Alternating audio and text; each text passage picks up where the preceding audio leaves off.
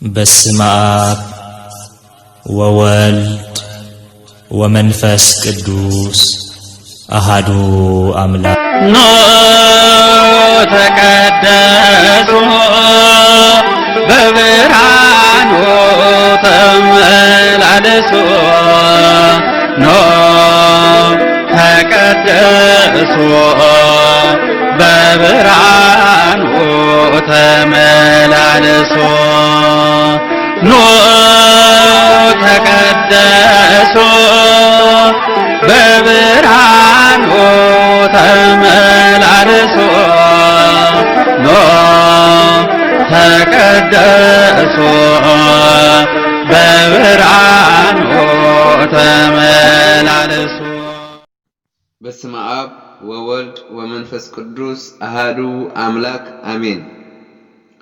በክርስቶስ ክርስቲያን በወልድ ውልዳን በሀብትን ጸጋን ናይ መንፈስ ቅዱስ መንፈሳውያን ዝተሰመኹም ስድራ ቤት እግዚአብሔር መፍቀርቲ ቅድስተ ቅዱሳን ንጽሕተ ንጽሐን አዴና ቅድስት ድንግል ማርያም ናይ ኩሎም ሕርያን እግዚአብሔር በረከትን ረድኤትን ተማሐፀንቲ ፍጽም ሰላም ናይ አምላኽናን ናይ መድኃኒናን ኢየሱስ ክርስቶስ እስኩልኻትኩም ይኹን። ከመይ ውዒልኩም ከመይ ኣለኹም ከመይ ቀኒኹም አሜን። ልዑለ ባህሪ ፈጣሪና ቅዱስ አምላኽና እግዚአብሔር ይኽበር ይመስገን።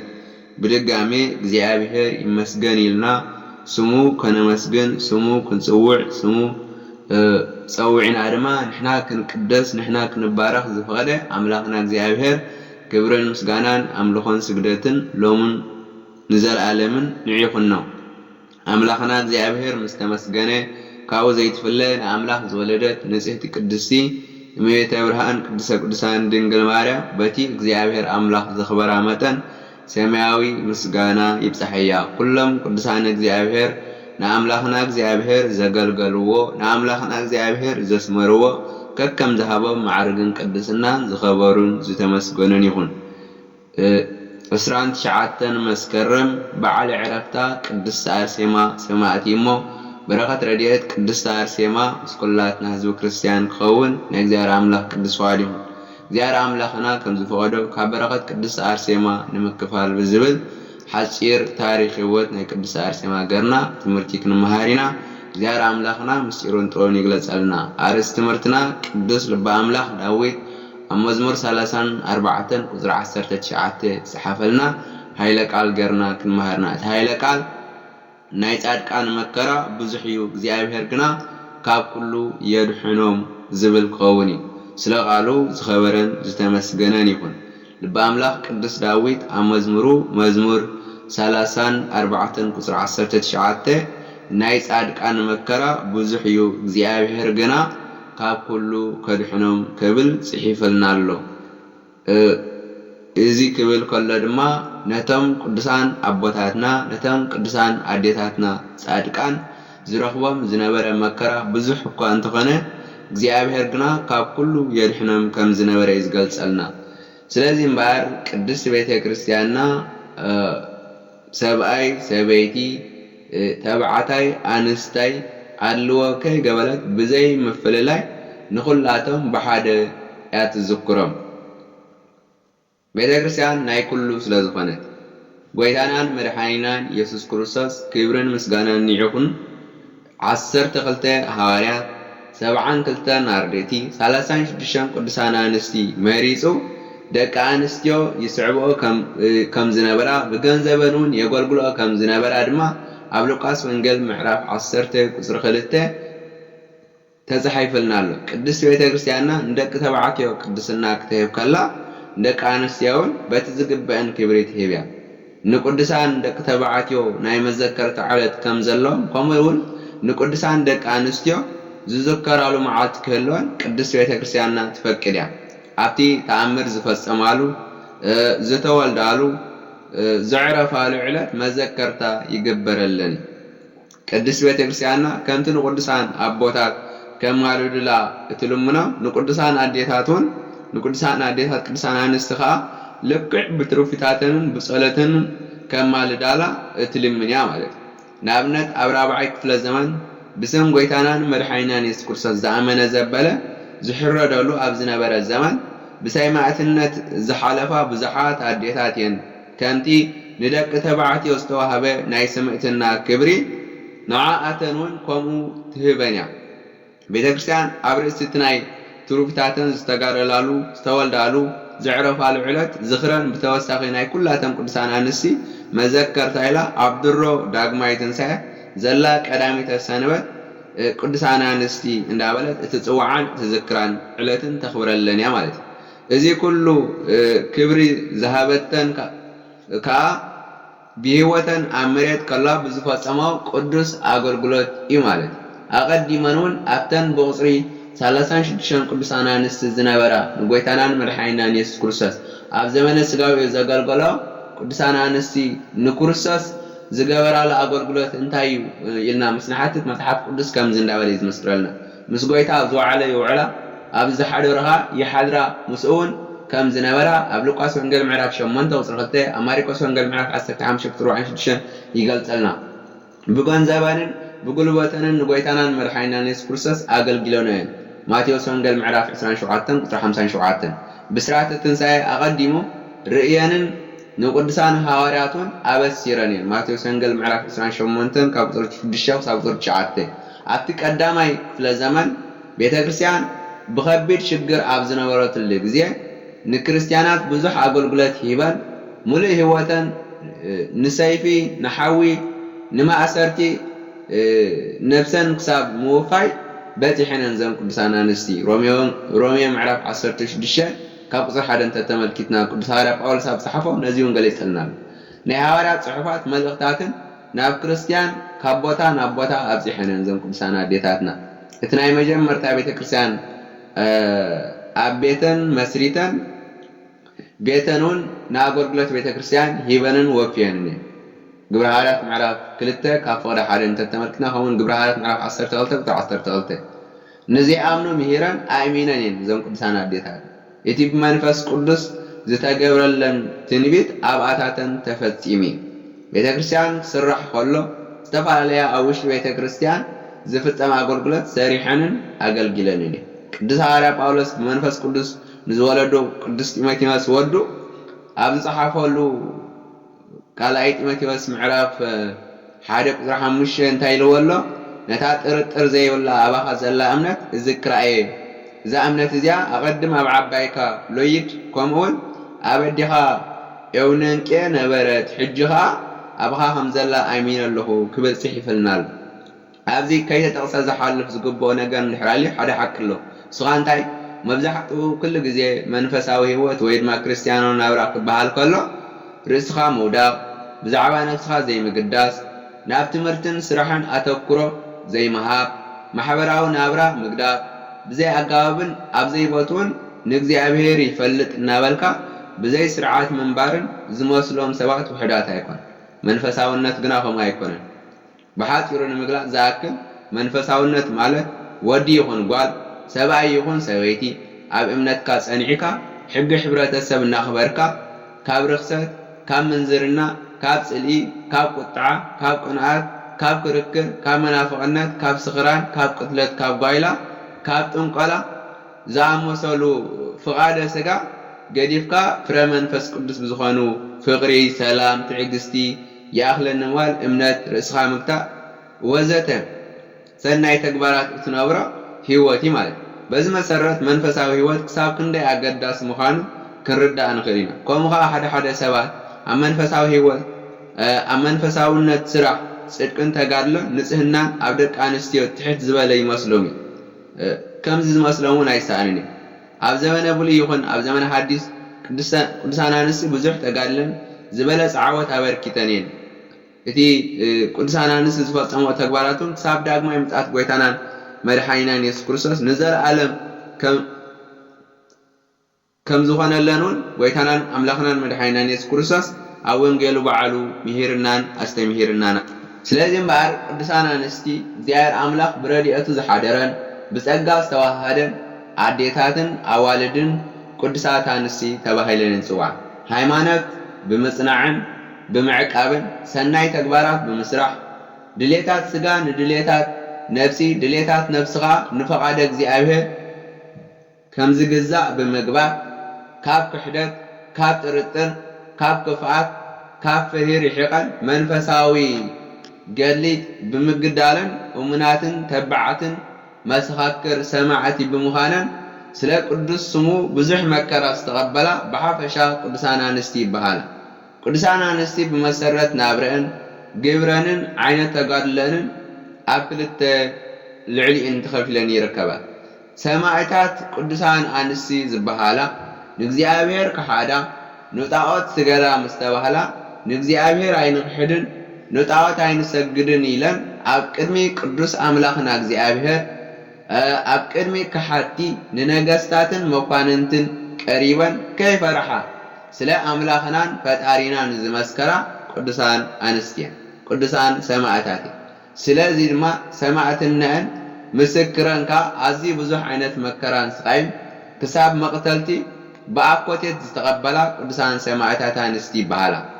እተን ካልኣይ ድማ ጻድቃናት ቅዱሳን አንስቲ እውን ንዘለዓለም መኒነን ነዚ ዓለም እዚኣ መኒነን ብጾም ብጸሎት ብስግደት ተወሲነን ዋዕየ ፀሓይ ቁሪ ለለይት ጸብአ ጋነንቲ ግርማ ኣራዊት ተፃዊረን ኣብ በዓትታት ኣብ ገዳማት ዕድሚአን ሙሉእ ተጋዲለን ንሰይጣን ስዒረን ንእግዚአብሔር ዘስመራ ቅዱሳን ጻድቃን አንስቲ ተባሂለን ይጽዋዕ። ሰማዕታትን ጻድቃንን ቅዱሳን አንስቲ ንድሕነት ኣመንቲ ኣማላድነት ካብ እግዚአብሔር ቃል ኪዳን ዝተቐበላ ድሒረን ዝወለዳ ደቂ አንስትዮ ኣብነታት ዝኾና ኣስማተን ብመልክዕ ታቦትን ቤተ ክርስቲያንን ማየ ጸሎትን ክብረ በዓላትን ዝኽረንን እናበዓልና ንዘለዓለም በረኸተን ክንቅበል ንነብር እዩ። ካብዚ ዝፈጸመኦ ታሪክ ድማ ብመጠኑ ቅድስት ቤተ ክርስቲያንና እትዝክረን ሓንቲ ካብዘን ቅዱሳን አንስቲ ክንገልጸን ጽናሕና ቅድስቲ ሰማዕቲ አርሴማ እያ። እዛ ቅድስቲ ኣደ ስንክሳርና ናይ ዕለት 29 መስከረም ከም ዝገልጾ ካብ ወገን ክቡራት ካህናት ሓያላት ነገስታት ዝኾነ ቴዎድሮስ ዝስሙ ሰብኣይ ከም ዝነበረ ንሓንቲ ካብ ወገን ስዩማነ ቤተ ክርስቲያን ርቱዓነ ሃይማኖት ዝኾኑ ሊቃነ ጳጳሳት ካህናትን ዝኾነት ኣቅላስያ ዝስማ ብርኽቲ ሰበይቲ ተመርዓወ። ክልቲኦም ፍርሃት እግዚአብሔር ከም ዝነበረ ብቅድስናን ብፍርሓትን ንእግዚአብሔር ኣምላኽ የስምሩ ከም ዝነበሩ ክሳብ ዕድመ እርግናኦም ዝበፅሑ ክወልዱ ዘይክእሉ መኻናት ነበሩ። ስሞም ዘፀውዕ ንዕኡ ዘስምር ወዲ ይኹን ጓል ውላድ ክቦም ብስነ ምግባር ተጊሆም ወትሩ ይጽለዩ ስለ ዝነበርካ እግዚአብሔር ብረድኤቱ በፂሕዎም ሓንቲ ቅድስቲ ውላድ ሃቦም ስማ ድማ አርሴማ ኢሎም ሰመይዋ። ኣብ 30 ዓመት ዕድሚኣ ኸ ናብታ ብስም እግዝእትነ ማርያም እትጽዋዕ ቤተ ክርስቲያን ወፍይዋ። ቅድስቲ አርሴማ ካብ ህፃንነታ ጀሚራ ቅዱሳት መጽሓፍቲ ተጽንዕ ብጾምን ጸሎትን ተወሲናን ትጋደል ተጋዳሊት ቅድስቲ ኣደ ንኣገልግሎት ተግህ ዝነበረት ኣደ እያ። ቅድስቲ አርሴማ ኣብ 15 ዓመታ ኣብ ዝነበረትሉ ግዜ ከሓዲ ንጉስ ዲዮቅልጥያኖስ ዝምርዓዋ መልክዓኛ ጓል ስኢሎም ከምጽሉ ንሰራዊቱ ናብ ኩሉ ግዛኣቱ ኣዋፈረ። እዞም ዝተላኣክ ወተሃደራት እናኸለሉ ኣብ ሃገረ ሮሜ ኣብ ትርከብ ደብረ ደናግል በጽሕሞ ካብ ኩለን ኣብኡ ዝነበራ ደናግልካ ንቅድስቲ አርሴማ ብመልክዓ ዝበለጸት ስለ ዝነበረት ብመልክዓ እናተደነቑ ስኢሎም ንስእላ ንንጉስ ዲዮቅልጥያኖስ ለኣኹሉ። ንጉስ ድማ ስእላ ርዩ እምብዛ ተሓጐሰ ማለት ኣብ ኢዱ ከም ዘእትዋ ተኣማሚኑ ኸዓ መርዓ ቆፂሩ ንኹሎም ነገስታት መኳንንትን ዓደሞም። ነዚ ዝገበረን ክግበር ተቆፂሩ ዘሎን እተን ደናግል ምስ ፈለጣ ካብቲ ደብረ ደናግል ወፅየን ሃዲመን ኣብ ግዛኣት ንጉስ ደርጣጥስ ሃገረ ኣርማንያ ኣብ በረኻ ጫካታትን ተሓቢአን ኣብዚ ቦታ እዚ ብጠቕላላ 75 ሰብኡትን አንስትን ካብዚኣ ኸ እዘን 39 ደናግል አንስቲ ብጥሜትን ጽምን ብስእነትን ሽግርን ይነብሩ ነበሩ። ኣብዚ ምድሪ ኣርማንያ ምህላዋ ስለ ዝሰምዐ ንግስት ዲዮቅልጥያኖስ ካብቲ ዘላቶ ረኺቡ ክሰደሉ ንንጉስ ደርጣጥስ ኣዘዞ። ንጣዖት ዝሰግድን ኣብ ፀሓይ ዘምልኽን ንህዝበ ክርስቲያን ዘሳቕን ዝስይፍን ዝነበረ ንጉስ ደርጣድስ ኣብ ግዛኣቱ ንዘላ ቅድስቲ አርሴማ ወተሃደራቱ ልኢኹ ምስኣ ንዝነበራ ቅዱሳን ደናግል ኣምፅአን።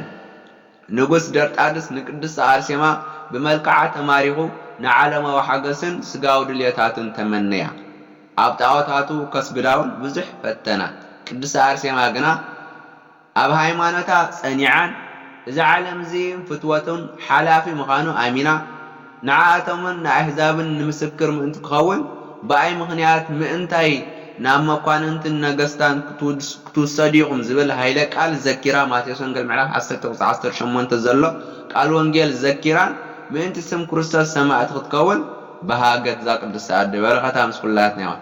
ንጉስ ደርጣድስ ብመንፈሳዊ ጽንዓታን ትብዓታን ቅድስቲ ኣርሴማ እምብዛ እንዳነደደ ምስ ኩሎም ህዝበ ክርስቲያን ከዓ ብጥሜትን ዋዕ እሳትን ብዙሕ መግፋዓትን ኣሳቀያን ንነቢ ዳንኤል ካብ ኣናብስ ንሰለስተ ደቂቅ ካብ እቶን እሳት ዘድሓነ እግዚአብሔር ኣምላኽና ኣብ ኩሉ መኮርኦም የጣናንዖምን የድሕኖምን ነበረ። ዳንኤል ምዕራፍ 3:23 ተተመልኪትና ንጉስ ደርጣጥስ ከምቲ ዝተመነየ ስጋዊ ድልየታቱን ሰይጣናዊ ስሩሕን ስለዘይሰመረሉ ኩሎም ክስየፉ ኣዘዘ።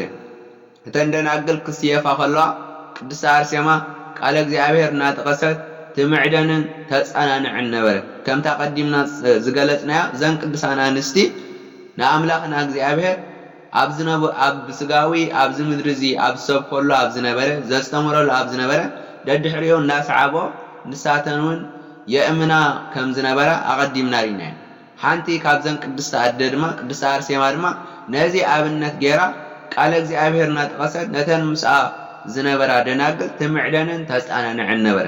ነተን ሰማዕታት ኣኽሊለ ክብር ካብ ሰማይ ክወርደለን ከሎ እናረኣየ እናታተረ ብጸሎትን ብሓጎስን ክትቅበል ትህወኽ ነበረ ዛ ቅድስቲ ኣደ።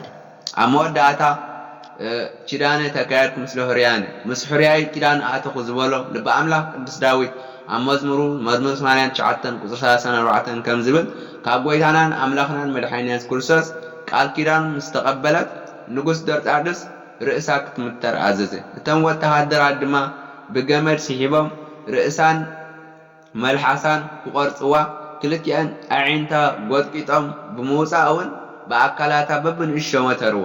ኣብ 29 መስከረም ድማ ብሰይፊ ክሳዳ ቆሪጾም ብሰማዕትነት ኣሕለፉዋ። በረኸታን ረድኤታን ምስ ኩላትና ይኹን።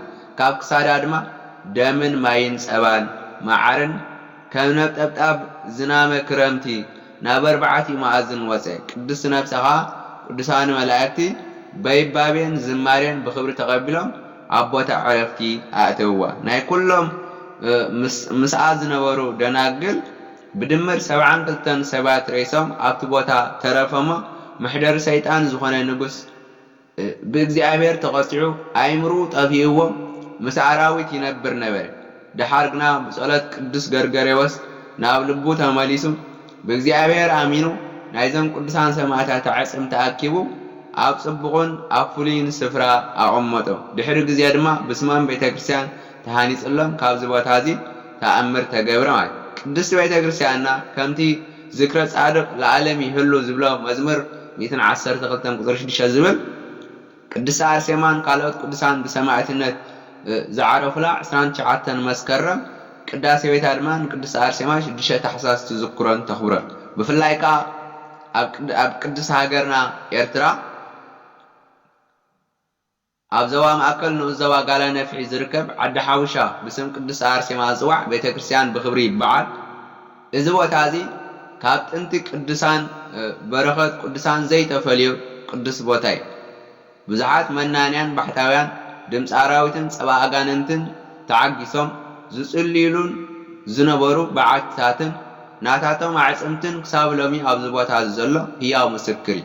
ከምቲ ኣዕጽምቲ ቅዱስ ኤልሳዕ ምዉት ዘተንሰ ካብዞም በዓትታት ዝተረኸበ ጸበል ብምልካይ ማየ ጸሎት ብምሕጻብ ብዙሓት ካብ ቃንዛ ስጋን ደዌን ሰብነት ጸባ ኣጋንንትን ይፍወሱ ኣለዉ። ካልኣይ ነገሥት ምዕራፍ 13:21 ዮሃንስ ወንጌል ምዕራፍ 9 ካብ 5-7 ኣብዚ እዋን እዚ ታሪኽን ቅርስን ቅድስቲ ኣርሴማ ቤተክርስትያን ዓዲ ሓውሻ ተዓቂቡ ንበረኸት ፈውስን ንህዝበ ክርስቲያን ክኸውን ብዙሕ ጻዕሪ ይግበር ኣሎ። ንገድሊ ቅድስቲ ኣርሴማ እውን ናይ ቤተክርስትያንና ኣቦታት ጽሒፎምልና ኣለዉ። ካብኡ ወሲድና በረኸቶም ክንቅበል እግዚአብሔር ኣምላኽ ይደግፈና። ከምኡውን ኣብ ሃገርና ኤርትራ ኣብዚ ሕጂ እዋን ናታ ገዳም ክህነፀላ ኣብ ምጉስጓስ ስለ ዘሎ ኩላትና ድማ ዓቕምና ዘበርከቶ ነቲ ገዳም ከነበርክት ንምሕፀን ማለት እዩ። ስለዚ ኩልና ህዝበ ክርስቲያን ኣብዚ መንፈሳዊ ዕዮ ክንሳተፍ እሞ ናይ ኣዴና ቅድስቲ ድንግል ማርያምን ሰማዕት ቅዱስ ኣርሴማን ቅዱሳን ኣበው በረኸትን ረድኤትን ክንካፈል ይግባአና እዩ። እዚ ክንገብር እግዚአብሔር ደግፈና። በረኸትን ረድኤትን ናይ ቅድስት ድንግል ማርያም ናይ ኣዴና ቅድስት ሰማዕት ቅዱስ ኣርሴማ ምስ ኩላትና ህዝበ ክርስቲያን ይኹን። ስለዚ መሃረና ዝገሰጸና ዘለበመና ዘፍለጠና ኣምላኽና እግዚአብሔር ክብርን ምስጋናን ንይኹኖ። ናይ እግዚአብሔር ኣምላኽ ምሕረት፣ ናይ ድንግል ማርያም ኣማላድነት፣ ናይ ቅዱሳን መላእክት ተረዳእነት፣ ናይ ጻድቃን ነቢያት ሐዋርያት በረኸት ረድኤት ቅድስት ኣርሴማ ምስ ኩላትና ህዝበ ክርስቲያን ይኹን። ዝነጠበ ዝጎለ ኣብቲ ባህል መላእክት ታረመለይ። ስብሐት ለእግዚአብሔር ልዑል ወለወላዲቱ ድንግል ወለመስቀሉ ክቡር። ታኮቶ ይሰባህ ስሙ ለእግዚአብሔር አምላክነ ወትሮ ኩሉ ጊዜ ኩሉ ሰዓት አሜን። በስመ አብ ወወልድ ወመንፈስ ቅዱስ አሃዱ አምላክ። ኖ ተቀደሱ በብርሃኑ ተመላለሱ። ኖ ተቀደሱ በብርሃኑ ተመላለሱ። ኖ ተቀደሱ በብርሃኑ ተመላለሱ። ኖ ተቀደሱ በብርሃኑ ተመላለሱ።